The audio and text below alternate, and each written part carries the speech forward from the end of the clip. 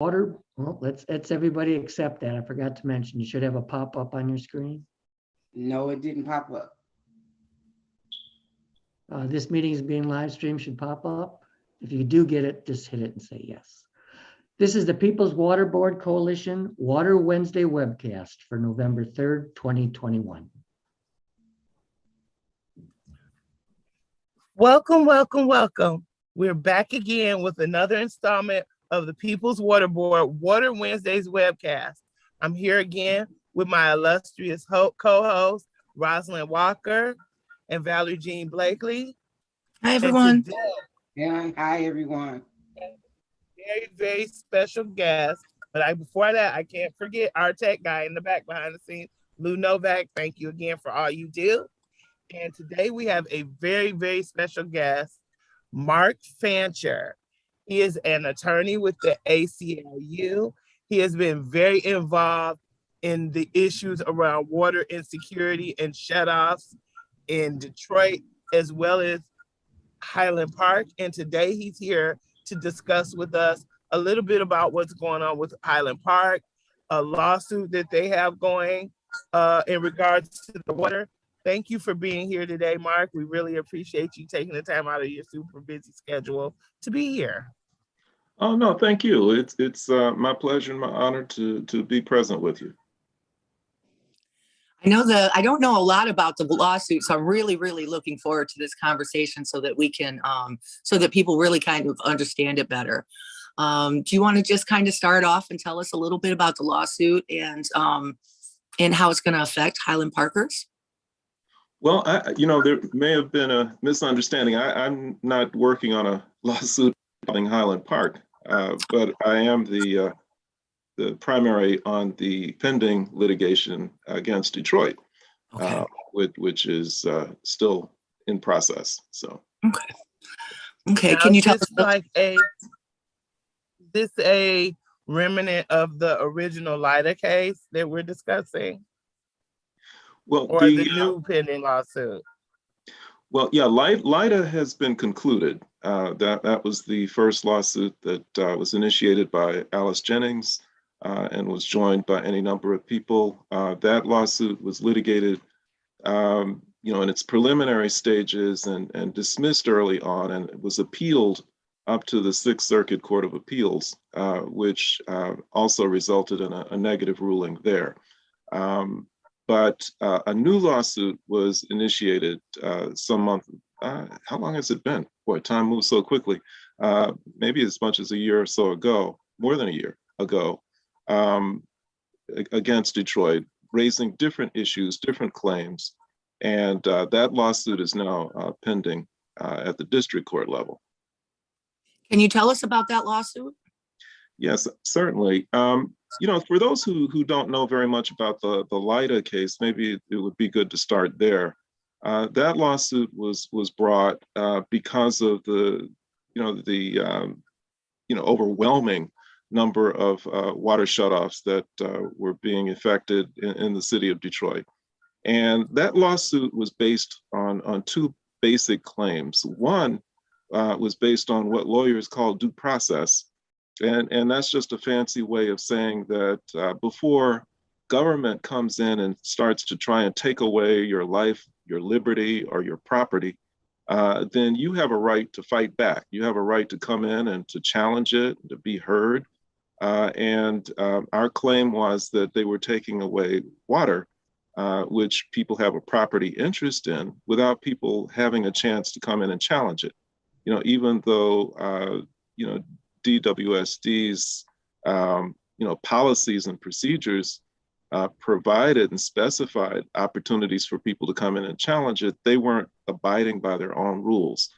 They weren't giving people a chance to come in and to challenge shutoffs that on too many occasions were happening, without any justification or grounds. So that was one claim. The other claim was based on equal protection, which is a fancy way of saying discrimination. And it wasn't racial discrimination that was alleged. It was, we were claiming that they were discriminating against residential water customers.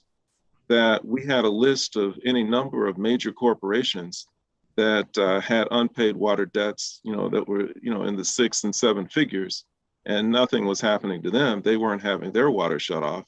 But, when you had residential customers who, owed only a couple $100s or something, they were just shutting their water off with no problem at all. So what happened is that, to make a long story short, the Sixth Circuit Court of Appeals ultimately heard these issues and ruled that with respect to the due process claim, the failure of DWSD to comply with its own rules, that they had changed the rules. That, in the time that the lawsuit had been pending, they'd come out with these new policies and procedures involving placing door hangers on doorknobs and, giving people other chances. And so they said because they changed it, they couldn't rule on it because it had not been demonstrated yet that they weren't complying with these new rules. So they were gonna rule against us on that. And as to the equal protection claim, the discrimination as between corporations and residential customers, they said, well, and this was without anything in the record to this effect. They said, well, it could be that it's just harder to turn off water for a corporation than it is for a residence. And, given those people here every night. given the you only got to wonder it. Yeah. I mean, given the standard that we were governed by, that government only had to show that there was some rational relationship between what they did and the objective, then it was reasonable for them to do that, and we couldn't fight it. So that's what happened in that case, and so we had to regroup. And so this new case raises a due process claim, and it raises an equal protection claim, but they're totally different. Okay. So the due process claim in this one is based on what's called substantive due process. Okay. Now, when you deal with what we dealt with in the old case, which is procedural due process, it's just a matter of did they have a chance to come in and challenge it. With substantive due process, it involves issues or rights that somebody has that are so fundamental that it doesn't matter how much opportunity that you give the person to come in and challenge it.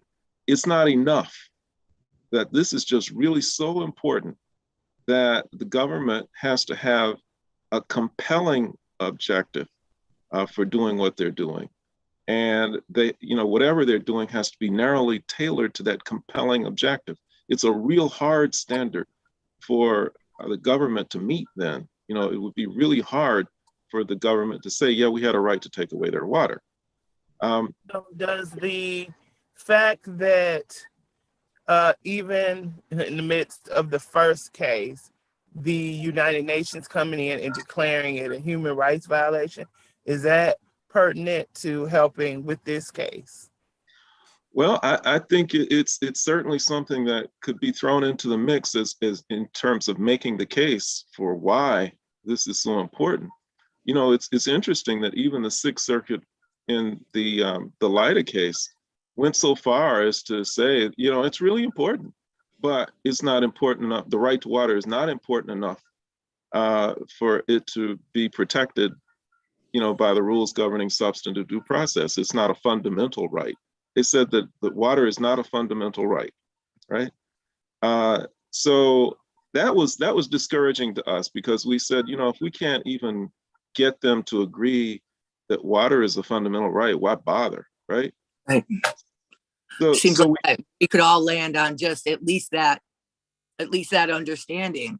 And when the UN were here, they said the whole city was in violation of the human right to water, and it made the mayor very mad. But it's because he knows that he's always siding on the side with banks and corporations and his friends, and certainly he just never cared. Do you think it's going to take a long time how long do you think this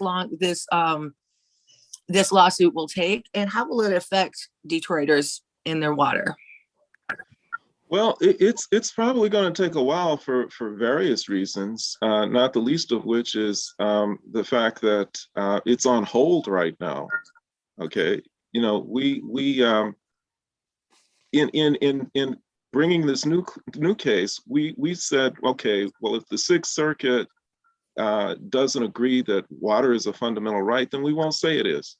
Okay, not that we don't think it is, but we won't say. We'll say that the fundamental right that's at stake here, and which the courts have acknowledged is a fundamental right, is the right to bodily integrity. And specifically what we're saying is that when the city, and we even sued the governor in the connection with this, when they know that depriving people of water is going to expose them to disease, they know that. Okay, they've admitted it with respect to COVID-19. They know if I take away somebody's water, they're going to get sick. Then they have basically put, you know, infectious agents into the bodies of the people that they've taken the water away from, and that's a violation of bodily integrity. Okay, that issue is pending right now. They came back and fought against. They resisted that right from the start. Okay, as soon as the case was filed, they filed a motion saying that that should be dismissed. You know, for various reasons, basically falling back on the ruling in Lida, saying, well, the Sixth Circuit already said that there isn't a fundamental right to water. We didn't say that there was. We said that there's a right to bodily integrity. That's the fundamental right. So the court is looking at that right now. And, you know, we don't know how long it'll take for them to rule on that question. But in the meantime, you know, as I'm sure you all know, Mayor Duggan, a year ago, imposed, you know, a self-imposed moratorium on shutoffs until 2022. So, you know, if the court decides that, you know, perhaps this will resolve itself and there isn't a ruling, you know, before the expiration of that moratorium, then that pushes the time way back, you know. You know, if there, the fact that it's that the moratorium it's ending soon, it's almost 2022, and people have really high water bills right now because they're in the rearages because of that moratorium. I know in the beginning we were all like, oh, phew, thank goodness, a moratorium on water shutoffs. This is what we've always wanted.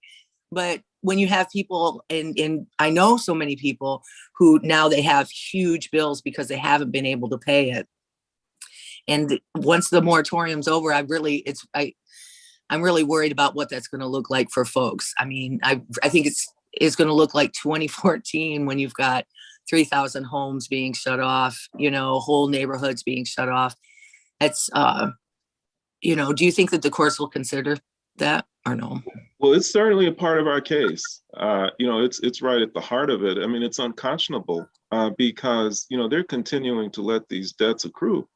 Yeah. And people, you know, I mean, I don't understand the thinking, the logic, you know, even if I were an amoral, vile, evil person like the people who make these decisions are, I wouldn't understand the logic of saying that people who have their water cut off have money to pay, but they choose not to pay. No, who would do that? Yeah. I mean, I don't care how frivolous they are. Everybody needs water. And so, you know, it's like they're saying these people are sitting here with a big pot of money and they're saying, now, what am I going to spend my money on? Well, I'll get myself a new smartphone. I'll get myself a flat screen TV. I'll get myself a new car. Narrative that I'm not going to pay for the water though. But that's just like the corporate. They never paid their water bill and they have a lot of money, you know, so we don't go after people with a lot of money. We go after people with little money. Yeah. That's not right. And it at least makes a little bit of sense with the corporations because they know, well, if we don't pay, we're not going to get the water shut off. But residential customers know from what they've been doing that their water is going to get cut off. And so why wouldn't they pay if they had the money? They water on. I noticed that talking, you mentioned the door hangers were a factor in the previous case. And that's so ironic because I remember the second time my water got cut off, and I was sitting on the porch, and it was about 4 or 5 o'clock in the evening. My water had been shut off at like 8:30 that morning, and the guy came from the water department with the door knocker to put it on my door to tell me I had a 7-day notice. And I said, honey, you're about 8 hours too late. My water's already been cut off. And I think that that's how they did a lot of customers. They did give them a door knocker, but it was after the fact. It wasn't proactive, it was retroactive. Yeah. And it's the I door think knocker of that- shame. All of your neighbors knew that you were in jeopardy of Yes, getting your that's what water cut it off. was, more so a Same thing shame, with the blue line. a shame tactic. Yeah. The door It was knocker of another way shame. to be, yeah, it was another way to shame the residents. And what I really am concerned about too, not along with the moratorium, because I don't think people pay attention to exactly what Mike Duggan says. He said he would do a moratorium until 2022. That means he could shut it off, impose that, and renege on that on January 1st, 2022. But It I thought doesn't he mean said it's going to go the December. entire year. Yeah. Yeah. He But who says he's going to be held to it? Oh yeah, he's definitely not held to it. His pledge was to keep it in place until December of 2022. But see, it really doesn't make much difference, because what will fix this is what, you know, all of you have been advocating forever, which is a water affordability plan, right? Yeah.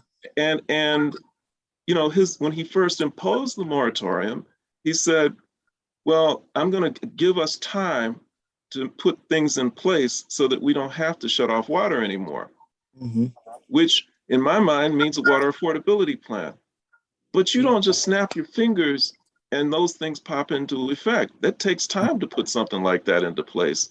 And we've already been through a whole year, and unless they're doing something in secret, there's no water affordability plan in development. He doesn't do anything like that in secret anyway. He wants if he was doing like that, it'd be all over the place. Sure. He's also under the he got belief 1,000 jobs for folks, and it was big billboards for it in a city with 70,000 people, or 700,000 people. Like, he'd have bragged about that. If there was something going on, he'd brag about it. Sure. Yeah. And my thing is that they're not thinking about instituting the affordability plan that we had created, because they're not even to the point in their education where they realize that the plan that was implemented in Baltimore, that was implemented in Philadelphia, is the actual plan we had originally drafted for Detroit. You know, I've been in several meetings where Gary Brown and representatives of the mayor are like, well, we understand we need affordability. We want to see how Baltimore's plan works or how Philadelphia's plan works, and see if we can create a plan like that. And that's our plan. Yeah. And we're sitting there thinking the plan has already been created. Done. That's the plan that they've implemented. Yeah. You know. No, they know all about those plans, and they know all about the plan that was worked up for Detroit. They know, and see, what they also know is that it would work, that it would be successful. And so, and this is my opinion, they don't want this to work. I mean, they've got an agenda, they've got a plan that includes shutting off lots of people's water for whatever reason it is. You know, maybe drive them out of Detroit, right? Or whatever it may Privatizing be. and uprooting. Yeah. Poor, and I'll say not just the poor, anybody that, because when you look at it and you say rich and middle class and poor, you don't have middle class. You either rich or you poor. And some of us that's making it, we just making it. So that's where they want to uproot us. You know, it's basically like the infrastructure. They want to get rid of us. Yeah. I mean, these folks are in the way. I mean, we're trying to build a new Detroit, for people with big dollars. And, these people are occupying potentially valuable real estate. So it's the truth. You wouldn't have shut, they couldn't have shut off. Or they And it's wouldn't have basically even for thought all of the shutting people down that whole neighborhoods at one it's time. basically for all the people that left Detroit and that want to return and take over what we already trying to implement, you know. Yeah. Yeah, it followed. We had mass water shutoffs in 2014, winter 2013, 2014. And then we immediately follow up the same exact year, mass tax foreclosures. That's pretty intentional. That's the whole, like, oh, we seriously don't want you here. Yeah. And you know, what's even more pernicious, we I mentioned in the first lawsuit, we said it was discrimination between corporations and residents. In this case, you know, with the help of NAACP Legal Defense Fund and some studies that were undertaken, by, People's Water Board and we people of Detroit and a bunch of others, we've got data now that shows that, more than 90% of the water shutoffs, take place in Black neighborhoods. So it's racial. Yeah. And so that's the discrimination claim now, is a race claim, unlike the last one. Which also puts I this... found in our work that not only is it predominantly Black communities, but also I noticed that with Benton Harbor, Flint, Highland Park, Detroit, they all were taken over by emergency managers as well. Yeah, exactly. It's all part of the same process, get control of the infrastructures of these cities and, remake them into something that will make, certain people very much richer than they already are. Just that people's lives just don't even matter in this system. Oh, they don't. They don't. And that's the sad expendable. thing about it. Yeah. That's the sad thing about it, that they don't care about human life. And for people not to have water and be able to just wash their hands, not even so much of your hands, to be able to brush your teeth, to wash your face, that's just oh. Rosalind, that's the interesting part to me, is that these people think that they're immune to these diseases that are going to be passed around because people don't have access to clean, affordable water. Like, are they really under the impression that COVID's not going to get spread around because people don't have access? But see, that's the really interesting part of this whole thing. Before we filed the lawsuit, we were using other methods to try and persuade the state to do something, right? And so first we sent a petition to the Michigan Department of Health and Human Services asking them to declare a public health emergency in Detroit and to impose a moratorium. The response we got back was, there's no connection, and this is pre-COVID. There's no connection between lack of water and disease. So therefore there is no public health emergency. So then we went to the governor and said, look at what they did. MDHHS is under your control. You need to overrule them and impose a moratorium because there is a connection between no water and disease. And the response we got back from the governor is there is no connection between lack of water and disease. All right, that blew my mind, right?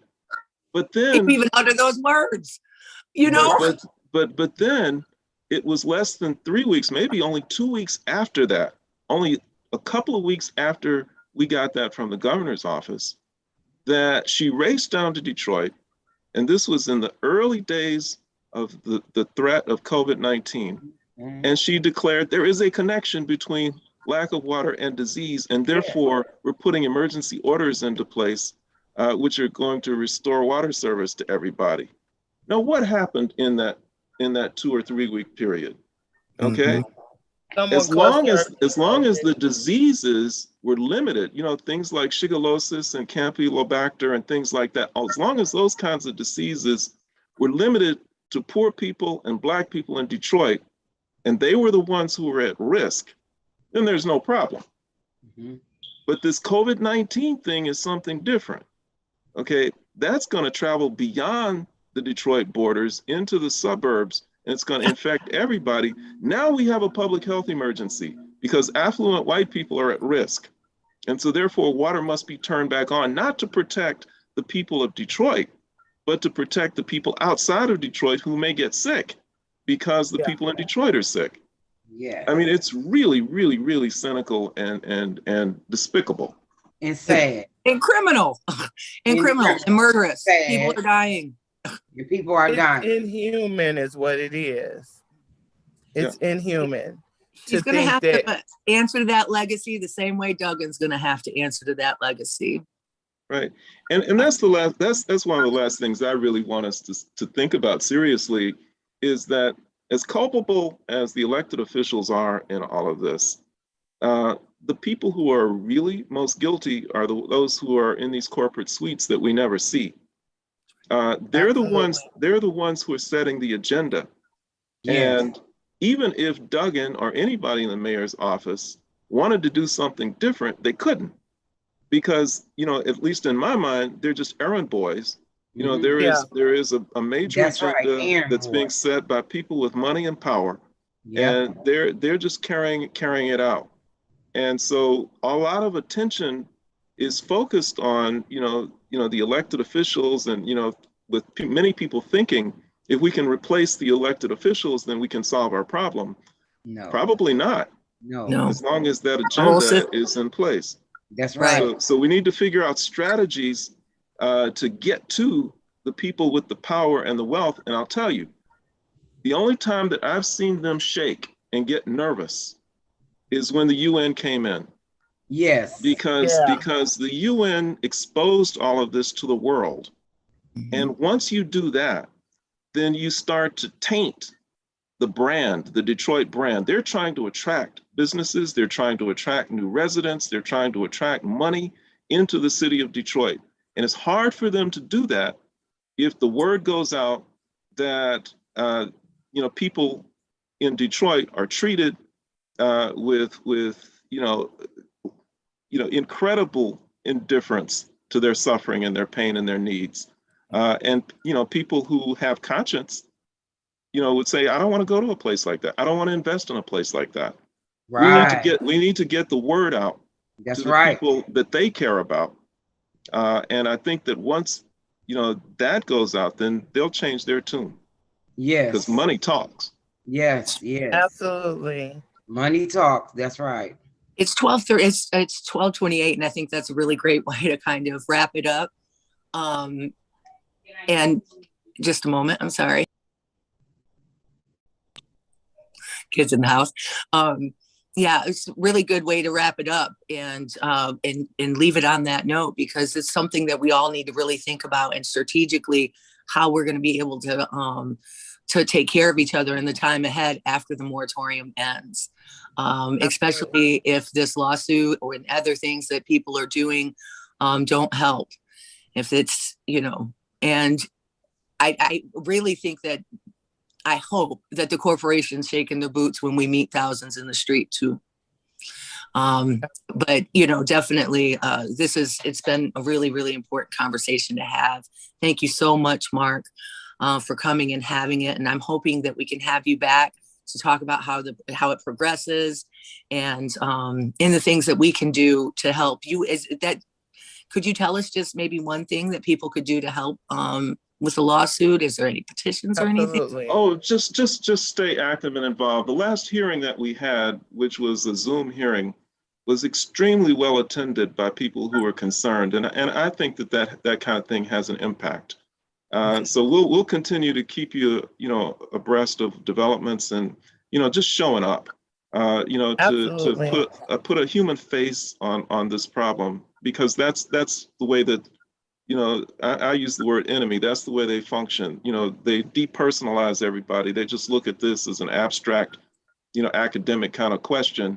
And there are lives at stake. And so anybody who has the authority to make decisions needs to remember that there are human beings involved and that they care.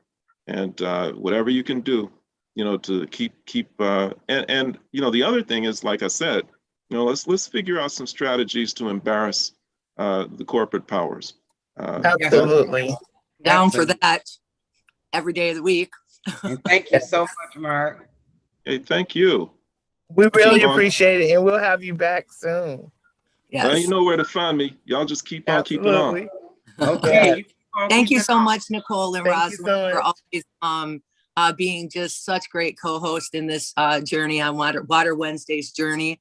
To everybody else out there, please take care of yourselves and each other and try to stay afloat.